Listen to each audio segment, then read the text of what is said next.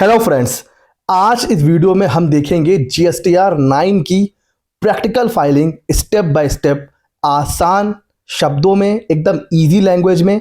Last lecture में हमने ये डिस्कस कर लिया था कि किन के ऊपर जीएसटीआर 9 एप्लीकेबल है, किन के ऊपर ऑप्शनल है, क्या क्या डॉक्यूमेंट्स हमें चाहिए और क्या क्या अगर हम फाइल नहीं करते हैं जीएसटीआर 9 तो क्या लेट फीस हमारे ऊपर लगने वाली है। ये सारी चीज़ें हम लोग प्रीवियस लेक्चर में डिस्कस कर चुके हैं। नहीं देखा है, लिंक डिस्क्रिप्शन में है। आज ये वीडियो होने वाला है पूरा प्रैक्टिकल। पोर्टल पर जाएंगे, वहां पर देखेंगे कि जीएसटीआर 9 कैसे फाइल करना है। देखिए, जीएसटीआर 9 में अलग अलग टेबल्स होती हैं। कुछ टेबल्स मैंडेटरी हैं, कुछ ऑप्शनल। तो हम लोग डिस्कस करते हुए चलेंगे कि कौन कौन सी टेबल मैंडेटरी है और कौन कौन सी ऑप्शनल है। और इस बार जीएसटीआर 9 में एक बहुत ही इंपॉर्टेंट जो चेंज है वो है, हमें आईटीसी से रिलेटेड इंफॉर्मेशन देनी है, क्योंकि इस बार जो आईटीसी आएगा जीएसटीआर 9 में वो जीएसटीआर 2B से आएगा। तो हमें आईटीसी कंपैरिजन भी करना होगा। तो हम इस वीडियो में सीखेंगे कि हमें कैसे आईटीसी को कंपेयर करना है पिवट टेबल की मदद से और वीबीए कोडिंग की मदद से। अब आप कहोगे सर हमें ना पिवट टेबल आती है ना हमें वीबीए आता है। कोई टेंशन की बात नहीं है, अगर आपको नहीं भी आता है तो भी आप आराम से कर पाओगे। मैं आपको प्रैक्टिकली करके बताऊंगा कि कैसे एक्सेल, पिवट टेबल और वीबीए की मदद से हम आईटीसी को कंपेयर कर सकते हैं। तो बिल्कुल भी डिले नहीं करते हैं, स्टार्ट करते हैं। लेके चलता हूं पोर्टल के ऊपर, चलते हैं जीएसटीआर 9 के ऊपर। जीएसटीआर 9 में आने के बाद अलग अलग यहां पर टेबल्स आएंगी। जैसा कि मैंने बताया कि कुछ टेबल्स हैं मैंडेटरी, कुछ है ऑप्शनल। सबसे पहले बात कर लेते हैं ऑप्शनल टेबल की। नीचे आ जाइए, HSN wise summary table number 18, ये ऑप्शनल है, छोड़ दीजिए। ऊपर आ जाइए, table number 15 particulars of demands and refund, optional है, छोड़ दीजिए। अब आइए वो टेबल्स जो मैंडेटरी हैं। और फ्रेंड्स देखिए, एक चीज ध्यान में रखिए, अगर आपने जीएसटीआर 1 एकदम करेक्ट फाइल करा है, जीएसटीआर 3B करेक्ट फाइल करा है, आईटीसी बिल्कुल सही क्लेम किया है, जो सप्लायर ने आपके पास इनवॉइस थे सप्लायर ने अपलोड करे हैं वो 2B में अपडेट हो गया है, मतलब 1 और 3B एकदम एक्यूरेट फाइल है, तो फिर जीएसटीआर 9 को फाइल करने में आपको लगेगा मुश्किल से 5 मिनट। क्योंकि फिर सिर्फ आपको क्या करना है, क्रॉस चेक करना है और फिर नीचे जा करके सबमिट कर देना है। तो अगर 1 और 3B एकदम करेक्ट फाइल है तो फिर जीएसटीआर 9 में कोई टेंशन नहीं है, बहुत आराम से 5 मिनट में फाइल हो जाएगा। सबसे पहले आती है टेबल नंबर 4। टेबल नंबर 4 से पहले आपके पास कुछ इंफॉर्मेशन होनी चाहिए। ऊपर अगर आप देखो तो आपके पास 4 ऑप्शंस आ रहे हैं। एक आ रहा है जीएसटीआर 9 जो सिस्टम कंप्यूटेड है, एक आ रहा है जीएसटीआर 1, एक आ रहा है जीएसटीआर 3B। तो सबसे पहले आपको जीएसटीआर 1 डाउनलोड करना है और फिर आपको डाउनलोड करना है जीएसटीआर 3B। ठीक है, जीएसटीआर 3B। अब ये जो जीएसटीआर 1 और 3B है, ये पूरे साल की समरी आपको मिल जाएगी। पूरे साल की समरी आपके पास मिल जाएगी, चाहे वो 1 हो या 3B हो। इससे क्या होगा, डेटा इंफॉर्मेशन को कंपेयर करना आपके लिए इजी हो जाएगा। तो यहां से जीएसटीआर 1 आपको डाउनलोड करना है और फिर जीएसटीआर 3B डाउनलोड करनी है। अब आते हैं टेबल नंबर 4 पे। 1 3B डाउनलोड हो गया है, इसको आपको ओपन कर लेना है। अच्छा, 4 जो टेबल है ना, ये कहां से आएगी ऑटो पॉपुलेटेड होके, ये आएगी जीएसटीआर 1 से। अब देखिए फ्रेंड्स, अगर आपका 3B बिल्कुल सही फाइल है और 3B में जो जीएसटी आपने पे करा है वो भी एकदम करेक्ट है, लेकिन जीएसटीआर 1 में कुछ ना कुछ गलती है। तो देखिए, पहले तो आपको अपने जो नेक्स्ट मंथ का जीएसटीआर 1 होता है उसमें आपको उसको क्या करना होता है, सही करना होता है। बट अगर आप वो भी नहीं कर पाए हैं और आपका 3B सही फाइल है तो फिर आप जीएसटीआर 9 में अपनी टैक्सेबल वैल्यू को सही कर सकते हैं।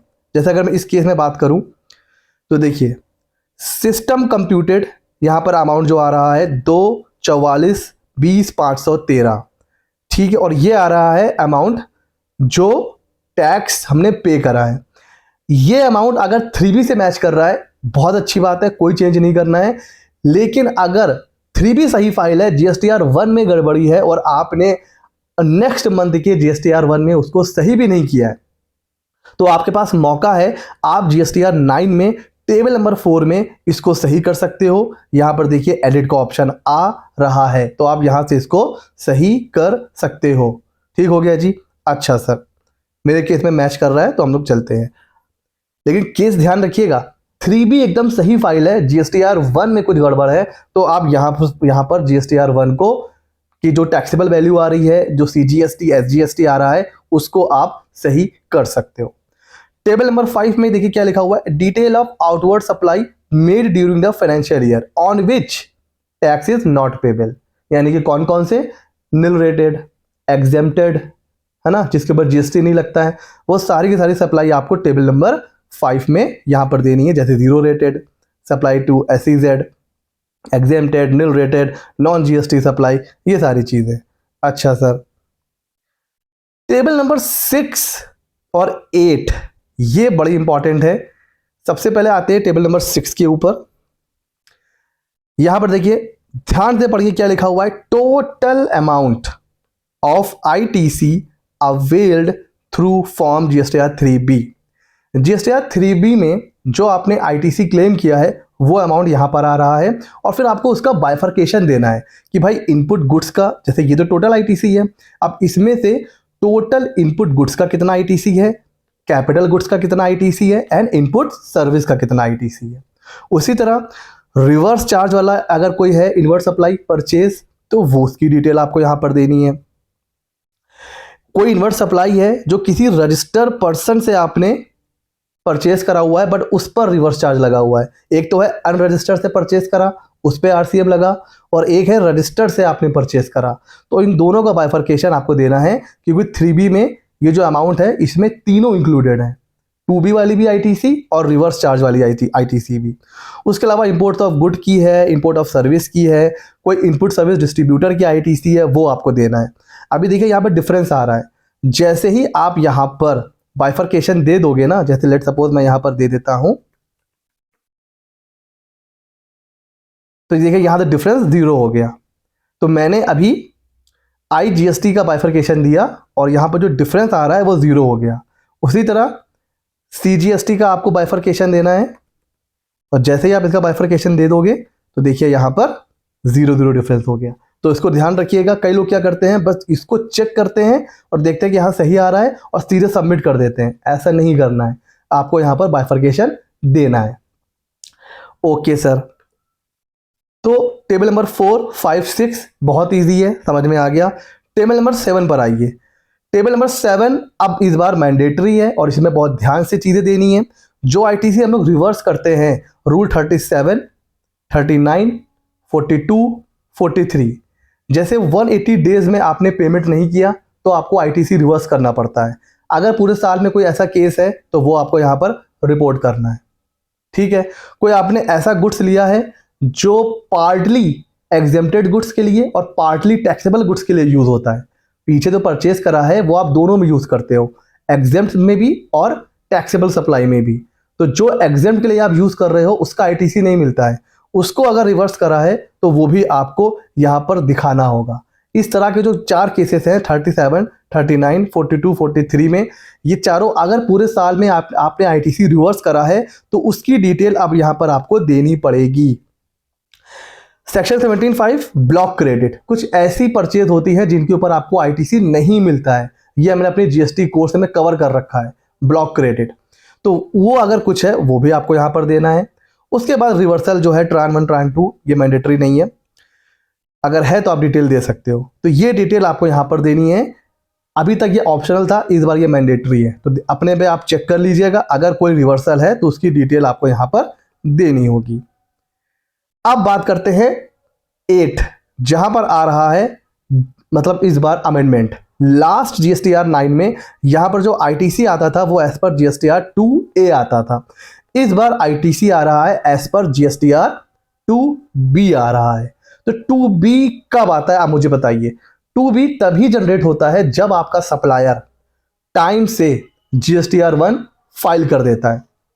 अगर आपके सप्लायर ने GSTR 1 टाइम से फाइल नहीं किया तो वो जो 2B है ना वो रिफ्लेक्ट नहीं होता है। जैसे मार्च का GSTR 1 अगर आपके सप्लायर ने अप्रैल में फाइल किया तो फिर GSTR 2B में अपडेट नहीं होगा। वो कब आप क्लेम करोगे, 23-24 में, मतलब 24-25 फाइनेंशियल ईयर में, क्योंकि 23-24 में तो वो आया ही नहीं।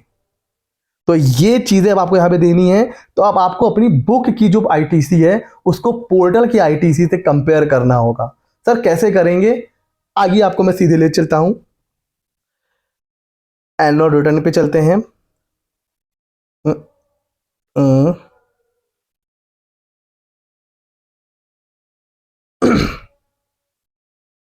और पूरे साल की आईटीसी कंपेयर करने के लिए आपके पास पूरे साल का डेटा भी होना चाहिए। तो यहां पर देखिए डाउनलोड टेबल 8A आ रहा है, इस पर क्लिक करिए। इस पर जैसे ही आप क्लिक करोगे तो एक जिप फाइल डाउनलोड होगी, इसके अंदर एक एक्सेल फाइल होगी। उस एक्सेल फाइल को आपको क्या करना है, एक्सट्रैक्ट कर लेना है, और वो है पूरे साल की आईटीसी।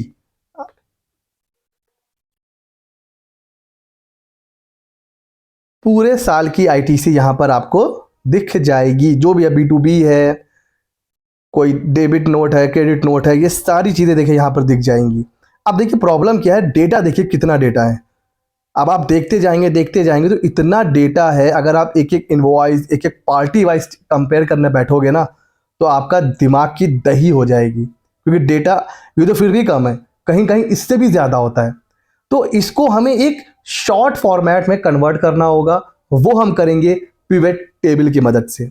सर कैसे करेंगे, देखिए सबसे पहले आप एक काम करिए, इसका जो हेडिंग्स इसको डिलीट कर दीजिए, और एक नया यहां पर चाहे तो आप एक नई एक्सेल ओपन कर लीजिए, या फिर आप यहीं पर एक नया वर्कशीट भी ऐड कर सकते हो, एक नई शीट मैंने इसी में ऐड कर लिया, आप चाहो तो नई एक्सेल भी बना सकते हो। अब देखिए हमें कंपेयर करने के लिए क्या क्या चीज़ें चाहिए, जो चीज़ें हमें चाहिए, जो हमारी मतलब जो हमारे लिए रिलेवेंट है, हम उसको कॉपी पेस्ट कर लेंगे। जैसे हमारे लिए रिलेवेंट है सप्लायर का GSTN, इसको आप यहाँ पर कॉपी पेस्ट कर लीजिए। उसी तरह हमारे लिए नेम भी इंपॉर्टेंट है, तो हम नेम को भी यहाँ पर कॉपी पेस्ट कर लेते हैं। फिर हमारे लिए सर क्या इंपॉर्टेंट है, इनवॉइस नंबर। इनवॉइस नंबर को भी साइड में रखिए, हमारे लिए इनवॉइस की वैल्यू ये इंपॉर्टेंट है सर। सॉरी। उसके बाद हमारे लिए इंपॉर्टेंट है sir taxable value. Taxable value हमारे लिए इंपॉर्टेंट है सर, तो हम टैक्सेबल वैल्यू भी यहाँ पर ले लेंगे। उसके बाद हमारे लिए सर इंपॉर्टेंट है हाँ IGST का अमाउंट, CGST और SGST का, तो ये अमाउंट भी हमारे लिए बहुत इंपॉर्टेंट है सर। तो इसको भी हम लोग यहाँ पर कॉपी पेस्ट कर लेते हैं सर। अब अगर कोई मर्ज वगैरह है तो उसको हटा देंगे। अब हमारे पास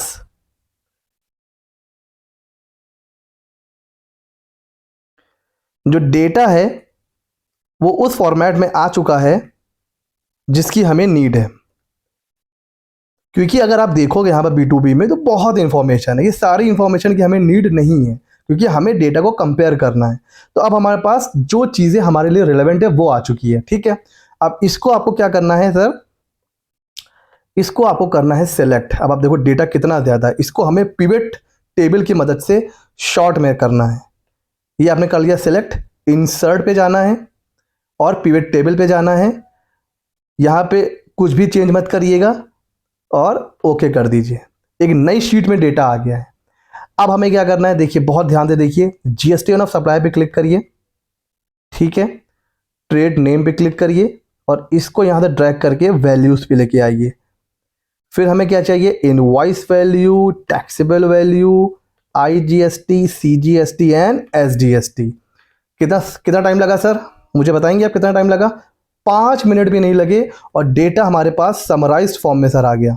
इसको अगर मैं यहाँ से कर देता हूँ कट, तो देखिए डेटा हमारे पास, जो डेटा अभी तक इतने बड़े फॉर्मेट में था, हमें नहीं पता है कि एक पार्टी का कितने इनवॉइस है, वो डेटा महज 1 से 2 मिनट में समरी फॉर्मेट में आ गया है। अब अगर मैं देखना चाहूँ ना तो मैं उसको भी देख सकता हूँ कि भाई एक पर्टिकुलर GSTN से कितने इनवॉइस है, ठीक है सर।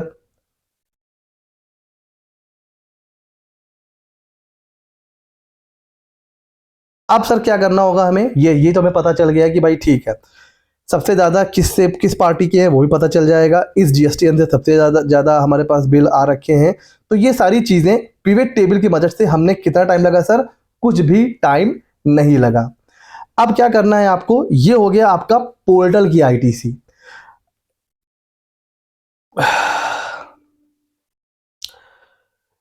इसको आपको क्या करना है, एक नई एक्सेल ओपन करिए और कॉपी पेस्ट कर लीजिए। इस वैल्यू को यहां से उठाइए,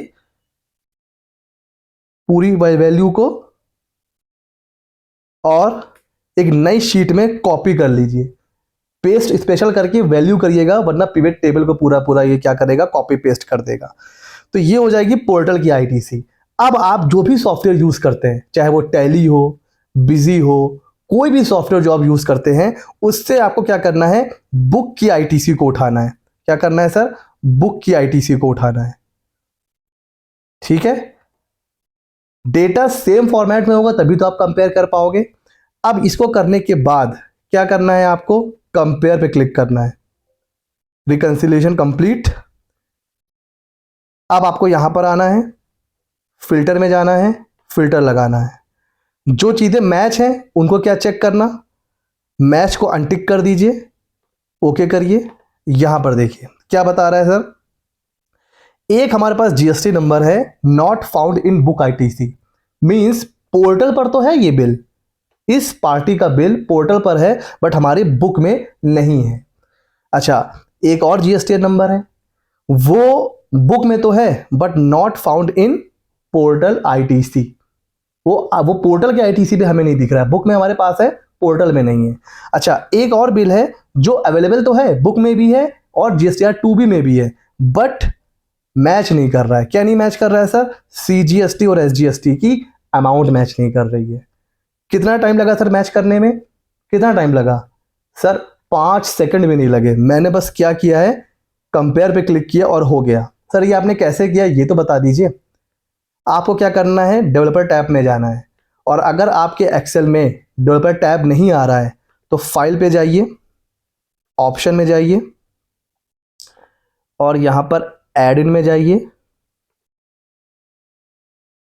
कस्टम रिबन में जाइए, और यहां पर अगर आप देखोगे तो यहां पर आपको डेवलपर टैब टिक, अगर नहीं होगा तो इसको टिक कर दीजिए तो आ जाएगा। ठीक हो गया। डेवलपर टैब में आने के बाद आपको क्या करना है, सबसे पहले मैं आपको कोड दिखा दे रहा हूं। ये है वीबी का कोड। ये कोड मैं, जो हमारा टेलीग्राम चैनल है और जो हमारा जो व्हाट्सएप पे जो हमारा चैनल है, उस पर मैं ये कोड पूरा क्या करूंगा, कॉपी करके पेस्ट कर दूंगा। आप अपने एक्सेल में इसको पेस्ट कर दीजिएगा। कैसे, वो बता देता हूं सर। तो डेवलपर टैब में आने के बाद आपको प्रेस करना है Alt F1। क्या प्रेस करना है, Alt F1। Alt F1 में जैसे ही आप जाओगे, इंसर्ट पे जाने के बाद आपको मॉड्यूल पे जाना है, और मॉड्यूल पे जाने के बाद ये जो कोड है इसको आपको कॉपी पेस्ट करना है, और कॉपी पेस्ट करने के बाद रन पे जाके रन क्लिक करना है। जैसे ही आप ये कर लोगे, इसके बाद इसको आपको फाइल पे जाने के बाद सेव करना है, ओके करके वो बंद कर दीजिए। और ये आपका अपना खुद का एक छोटा सा रिकंसिलिएशन का, इसको डिलीट कर देता हूं एक बार, एक अपना खुद का छोटा सा रिकंसिलिएशन का यूटिलिटी तैयार हो जाएगी। बस आपको क्या करना है, फिर कंपेयर पे क्लिक करना है। अच्छा, इसको सर ये जो बटन है इसको कैसे बनाना है, इंसर्ट पे जाना है, शेप पे जाना है, कोई भी शेप ले लीजिए जो आपको अच्छा लगता है, इस तरह से आपको शेप पे जाना है। फिर यहाँ पर आपको जो भी टाइप करना हो वो आप टाइप कर सकते हो, जैसे मैंने कंपेयर टाइप किया था।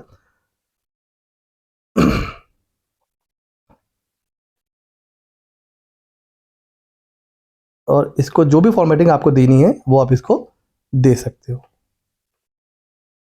ठीक है, उसके बाद यहाँ पे जाइए, राइट क्लिक करिए, असाइन मैक्रो पे जाइए, और जो भी नाम आपने यहाँ पे ऑटोमेटिक आ रहा होगा, एक ही आ रहा होगा, उस पर आपको जाना है, क्लिक करना है और ओके कर देना है। तो ये आपका एक बटन तैयार हो जाएगा। जैसे ही आप इसके ऊपर क्लिक करोगे ना, देखिए रिकंसिलिएशन कंप्लीट, मतलब 1 सेकंड भी नहीं लग रहा है और रिकंसिलिएशन तैयार हो जा रहा है। सर ये कोड कहाँ से मिलेगा? ये कोड मैं अपने जो व्हाट्सएप पर हमारा चैनल है उस पर भी शेयर करूंगा और जो हमारा टेलीग्राम चैनल है उस पर भी शेयर कर दूंगा।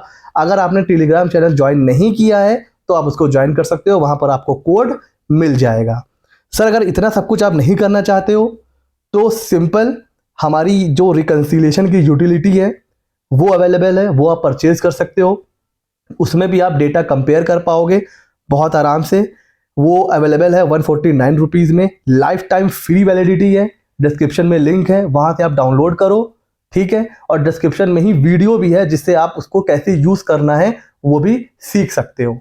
तो 149 की यूटिलिटी है रिकंसिलिएशन की, वो आप चाहो तो परचेज कर सकते हो, ठीक है सर।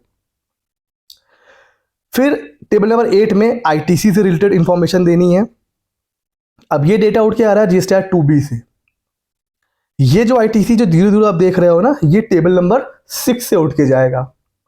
अगर ये दोनों मैच कर रहा है अच्छी बात है, डिफरेंस यहाँ पर कुछ भी नहीं आएगा। और अगर ये मैच नहीं कर रहा है फिर आपको बताना है कि वह क्या रीज़न है डिफरेंस का। जैसे आईटीसी तो अवेलेबल है बट हमने अवेल नहीं करी, हो सकता है कुछ आईटीसी हमने अवेल नहीं करी हो, तो वो यहाँ पर डिफरेंस आ जाएगा। आईटीसी अवेलेबल है बट हम इनएलिजिबल हैं, उसकी वजह से भी डिफरेंस हो सकता है। या फिर आईजीएसटी पे किया है इंपोर्ट ऑफ गुड्स के ऊपर, तो जो भी रीज़न है डिफरेंस का वो यहाँ पर आप दे सकते हो। अच्छा, वो आईटीसी ठीक है जो आपको मिल गई है बट आपने अवेल कब करी है? In the next financial year up to specified period. ये कैसे हो सकता है? हमें पता है कि हम 30 नवंबर तक आईटीसी क्लेम कर सकते हैं। हमारे सप्लायर ने मार्च का जो GSTR 1 था वो अप्रैल 11 के बाद फाइल करा, या मई में या जून में या जुलाई में फाइल करा, तो हमने नेक्स्ट फाइनेंशियल ईयर में उसको अवेल किया। तो अगर ऐसी कोई आईटीसी है तो वो आपको C नंबर में यहाँ पर रिपोर्ट करनी है, ठीक है। तो ये जो डिफरेंस है ना ये 0 हो जाएगा, बस इतना करना है। और आईटीसी में कोई बहुत बड़ा चेंज नहीं हुआ है, ठीक है। तो ये चीज़ें यहाँ पर आपको करनी है आईटीसी की टेबल में। और जैसे कि मैंने बताया कि अगर आपका सब कुछ एक्यूरेट फाइल है, चाहे वो GSTR 1 हो या 3B, तो फिर आपको कोई टेंशन लेने की नीड नहीं है।